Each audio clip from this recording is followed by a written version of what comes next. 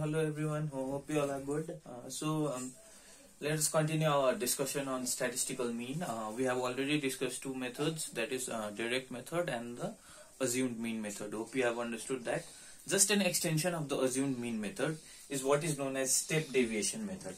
This is what we'll discuss today. And if you have understood the direct method and assumed mean method, it will be very simple for you. And this is the most standard method that is used for the calculation of statistical mean. Okay, so basically you can calculate the mean of a given distribution quite easily using this method. Okay, it's not so tedious, it's very simple. Okay, so you saw the disadvantage of direct method, and also to some extent you saw some of the disadvantages of assumed mean method when you are calculating the mean. So today we'll find out a solution for that, and we'll try to compare the results. Okay, I have taken the same data that I had been taking for the two cases. For the first case we had taken the same data, and also for the second case. So I have taken the same data and we'll calculate the mean using another method which is known as step deviation method. Okay, now what we'll do here is the distribution remains same, class interval. This is the class interval 10 to 25, 25 to 40. You know the meaning, right? I have already been saying Fi, that is the frequency which represents the number of students in this case. Xi is the class mark. Hope you remember, lower class limit plus upper class limit divided by 2. So 10 plus 25 divided by 2 is 17.5. 25 plus 40 divided by 2 is 32.5, so on and so forth. Hope you remember this. Then we have something known as Di, which is Xi minus A. Now Xi is the class mark and A is the assumed mean. So what was the assumed mean? We had taken the central part, isn't it, of this Xi. 1, 2, 3, 4, 5, 6. So either we can take this or this. So we had taken this, so let us take this only. So from here we get Di is equal to Xi minus A. So this gives 17.5 minus 47.5 will give you minus 30. So here we have minus 30. This is same as the assumed mean method. These are all same. Similarly, 32.5 minus 47.5 will be minus 15. 47.5 minus 47.5 is 0. 62.5 minus 47.5 will give you 15, and it continues. Okay. Now, there's one additional column which is introduced here, which is expressed as UI. UI. What is UI? UI is Di divided by H. What is H?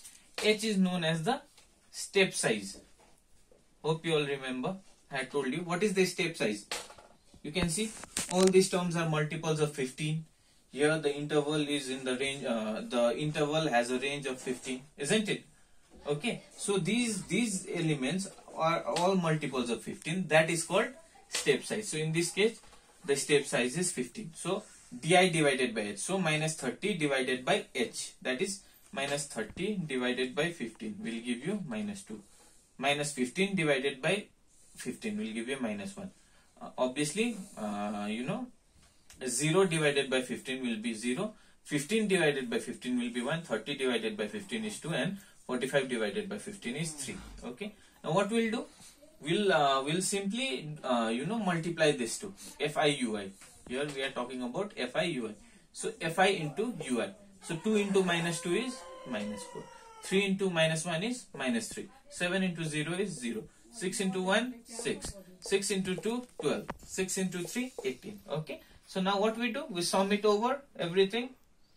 We have summed it over. So this will give you 30, 36 minus 7 will give you 29. Okay. And summation over Fi, you all already know it's 30.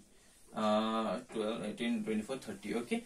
Now, in order to calculate the statistical mean, we have collected all our data, and it becomes very simple by introducing this additional column of UI here. Now you can see mean can be calculated by using this expression.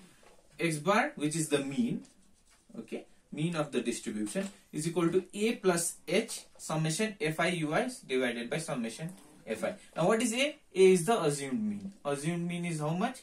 47.5. This we know. Assumed mean. This is what we had taken, isn't it? Plus, what is the step size? It is the step size 15. Summation Fi/UI. How much did we get?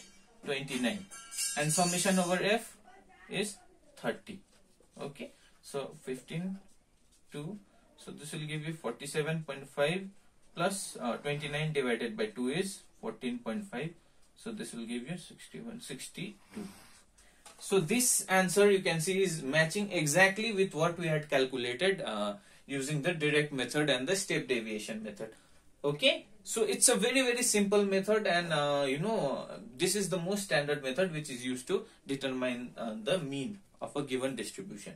Okay, so I suggest you all to use this method as much as possible, so that your calculation does not become tedious, and it is and you do the calculations more easily, and there's minimal possibility of you making mistakes.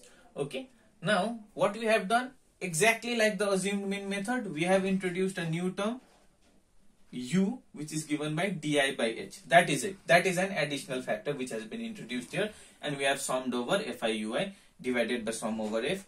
H and a already known using the given data, and this has already been discussed in the assumed mean method as well. So hope the discussion on mean is okay and it is clear to you all. So we'll stop our discussion on mean here. In the next class we'll talk about modes and modal classes. So till then, thank you.